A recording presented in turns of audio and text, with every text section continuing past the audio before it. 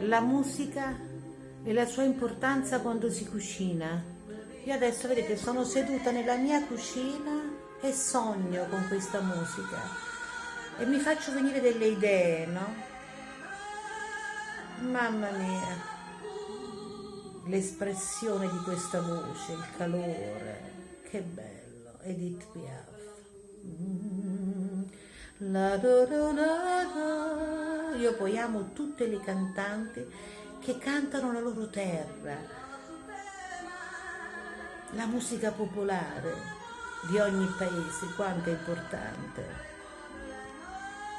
Allora, su queste note, che cosa mi posso inventare stasera e anche per voi in televisione? Un grande gâteau di patate. Pensate che il gâteau è partito dai Castelli della Loira, ha girato tutta l'Italia ed è arrivato a Napoli.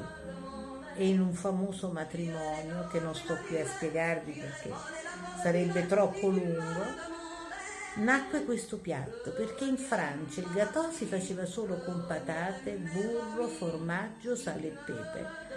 Invece in Italia abbiamo usato poi il formaggio, abbiamo usato i salami, abbiamo usato tanti condimenti in aggiunta a questa pasta di patate. Io in Friuli, per esempio, ho mangiato un tortino di patate fatto con... mamma mia, se solo mi ricordo il sapore mi viene uno svenimento, gorgonzola e funghi porcini, perché l'impasto è lo stesso del gâteau, soltanto che invece di farlo nella teglia grande facciamo dei piccoli pirottini e si possono fare di vari gusti. Quindi pensate alla domenica che fate questo aperitivo con un ottimo vino o un buon champagne francese. E quindi il pensiero dove vi porterà? Vi porterà appunto alla Francia, a Parigi, a queste grandi voci, al Moulin Rouge. E mi porto pure subito a Napoli, per esempio, Camos.